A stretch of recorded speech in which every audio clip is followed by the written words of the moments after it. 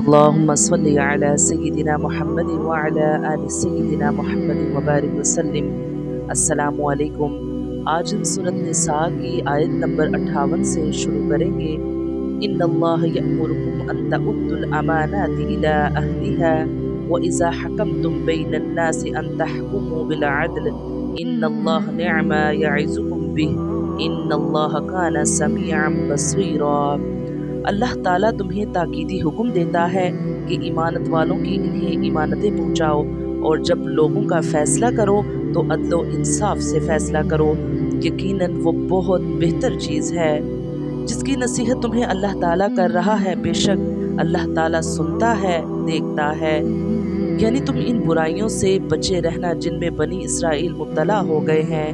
بنی اسرائیل کی بنیادی غلطیوں میں سے ایک یہ تھی کہ انہوں نے اپنے انحطاط کے زمانے میں ایمانتیں یعنی ذمہ داری کے منصب اور مذہبی پیشوائی اور قومی سرداری کے مرتبے ایسے لوگوں کو دینے شروع کر دیے جو نااہل، کم ظرف، بد اخلاق، بد دیانت اور بدکار تھے۔ نتیجہ یہ ہوا کہ برے لوگوں کی قیادت میں ساری قوم خراب ہوتی چلی گئی۔ مسلمانوں کو ہدایت کی جا رہی ہے کہ تم ایسا نہ کرنا، بلکہ ایمانتیں ان لوگوں کے سپرد کرنا جو ان کے اہل ہوں، یعنی جن میں بار بار ایمانت اٹھانے کی صلاحیت ہو۔ بنی اسرائیل کی دوسری بڑی کمزوری یہ تھی کہ وہ انصاف کی روح سے خالی ہو گئے تھے۔ وہ شخص اور قومی اغراض کے لیے بے تکلف ایمان نکل جاتے تھے، صریح ہٹ درمی برت جاتے تھے، انصاف کے گلے میں چھری پھیرنے میں ذرا تامل نہ ہوتا تھا۔ ان کی بے انصافی کا تلخ ترین تجربہ اس زمانے میں خود مسلمانوں کو ہو رہا تھا۔ ایک طرف ان کے سامنے محمد رسول اللہ اور ان پر ایمان لانے والوں کی پاکیزہ زندگیاں تھیں، دوسری طرف وہ لوگ تھے جو بتوں کو پوج رہے تھے، بیٹیوں کو زندہ گاڑتے تھے، سوتیلی ماؤں تک سے نکاح کر لیتے تھے۔ یہ نام و نہاد اہل کتاب ان میں سے دوسرے گروہ کو پہلے گروہ پر ترجیح دیتے تھے، اور ان کو یہ کہتے ہوئے ذرا شرم نہ آتی تھی کہ پہلے گروہ کے مقابلے میں یہ دوسرا گروہ زیادہ صحیح راستے پر ہے۔ اللہ تعالیٰ ان کی اس بے انصافی پر تنبیہ کرنے کے بعد اب مسلمانوں کو ہدایت کرتا ہے کہ تم کہیں ایسے بے انصاف نہ بن جانا، ہوا کسی سے دوستی ہو یا دشمنی، بہرحال بات جب کہو انصاف کی کہو، اور فیصلہ جب کرو عدل کے ساتھ کرو۔ یا ایہا الذین آمنوا اطیعوا اللہ واطیعوا الرسول واولی الامر منکم فإن تنازعتم فی شیء فردوا الی اللہ والرسول ان کنتم تؤمنون باللہ والیوم الآخر ذلک خیر واحسن تأویلا۔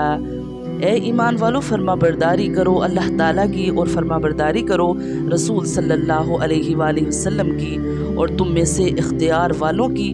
پھر اگر کسی چیز میں اختلاف کرو تو اسے لوٹاؤ اللہ تعالیٰ کی طرف اور رسول صلی اللہ علیہ وآلہ وسلم کی طرف۔ اگر تمہیں اللہ تعالیٰ پر اور قیامت کے دن پر ایمان ہے، یہ بہت بہتر ہے اور باعتبار انجام کے بہت اچھا ہے۔ صاحب اختیار سے مراد اکثر مفسرین کے مطابق مسلمان حکمران ہے۔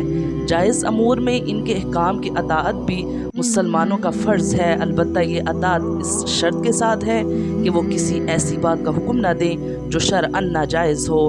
اس بات کو قرآن کریم نے دو طرح واضح فرمایا۔ ایک تو اس طرح کہ اصحاب اختیار کی اطاعت کا ذکر اللہ اور اس کے رسول کی اطاعت کے بعد فرمایا ہے، جس میں یہ اشارہ ہو گیا کہ حکمرانوں کی اطاعت اللہ اور اس کے رسول کی اطاعت کے تابع ہے۔ دوسرے اگلے جملے میں مزید وضاحت کے ساتھ بتایا گیا کہ اگر کسی معاملے میں یہ اختلاف پیدا ہو جائے کہ آیا حکمرانوں کا دیا ہوا حکم صحیح اور قابل اطاعت ہے یا نہیں، تو اسے اللہ اور اس کے رسول کے حوالے کر دو، جس کا مطلب یہ ہے کہ اس حکم کو قرآن اور سنت کے معیار پر پرکھ کر دیکھو۔ اگر وہ قرآن و سنت کے خلاف ہو تو اس کی اطاعت واجب نہیں ہے، اور حکمرانوں کا فرض ہے کہ وہ ایسا حکم واپس لے لیں، اور اگر وہ حکم قرآن و سنت کے کسی صریح یا اجتماعی طور پر مسلم حکم کے خلاف نہیں ہے تو عام مسلمانوں کا فرض ہے کہ اس پر عمل کریں۔ أَلَمْ تَرَ إِلَى الَّذِينَ يَزْعُمُونَ أَنَّهُمْ آمَنُوا بِمَا أُنزِلَ إِلَيْكَ وَمَا أُنزِلَ مِنْ قَبْلِكَ يُرِيدُونَ أَنْ يَتَحَاكَمُوا إِلَى الطَّاغُوتِ وَقَدْ أُمِرُوا أَنْ يَكْفُرُوا بِهِ وَيُرِيدُ الشَّيْطَانُ أَنْ يُضِلَّهُمْ ضَلَالًا بَعِيدًا۔ کیا آپ نے انہیں نہیں دیکھا جن کا دعویٰ تو یہ ہے کہ جو کچھ آپ پر اور جو کچھ آپ سے پہلے اتارا گیا ہے اس پر ان کا ایمان ہے، لیکن وہ اپنے فیصلے غیر اللہ کی طرف لے جانا چاہتے ہیں، حالانکہ انہیں حکم دیا گیا ہے کہ شیطان کا انکار کریں۔ شیطان تو یہ چاہتا ہے کہ انہیں بہکا کر دور ڈال دے۔ یہاں سے ان منافقوں کا ذکر ہو رہا ہے جو اصل دل سے تو یہودی تھے، مگر مسلمانوں کو دکھانے کے لیے اپنے آپ کو مسلمان ظاہر کرتے تھے۔ ان کا حال یہ تھا کہ جس معاملے میں ان کی توقع ہوتی کہ حضرت صلی اللہ علیہ وآلہ وسلم ان کے فائدے کا فیصلہ کریں گے، ان کا مقدمہ تو آپ کے پاس لے جاتے، لیکن جس مسئلے میں ان کو خیال ہوتا کہ حضرت صلی اللہ علیہ وآلہ وسلم کا فیصلہ ان کے خلاف ہوگا، وہ مقدمہ آپ کی بجائے کسی یہودی سردار کے پاس لے جاتے، جسے اس آیت میں طاغوت کہا گیا ہے۔ منافقین کی طرف سے ایسے کئی واقعات پیش آئے تھے جو متعدد روایات میں منقول ہیں۔ طاغوت کے لفظی معنی نہایت سرکش، لیکن یہ لفظ شیطان کے لیے بھی استعمال ہوتا ہے اور ہر باطل کے لیے بھی۔ یہاں اس سے مراد وہ حاکم ہے جو اللہ اور اس کے رسول کے احکام سے بے نیاز ہو کر یا ان کے خلاف فیصلہ کرے۔ آیت نے واضح کر دیا کہ اگر کوئی شخص زبان سے مسلمان ہونے کا دعویٰ کرے لیکن اللہ اور اس کے رسول کے احکام پر کسی اور قانون کو ترجیح دے تو وہ مسلمان نہیں رہ سکتا۔ وَإِذَا قِيلَ لَهُمْ تَعَالَوْا إِلَى مَا أَنزَلَ اللَّهُ وَإِلَى الرَّسُولِ رَأَيْتَ الْمُنَافِقِينَ يَصُدُّونَ عَنْكَ صُدُودًا۔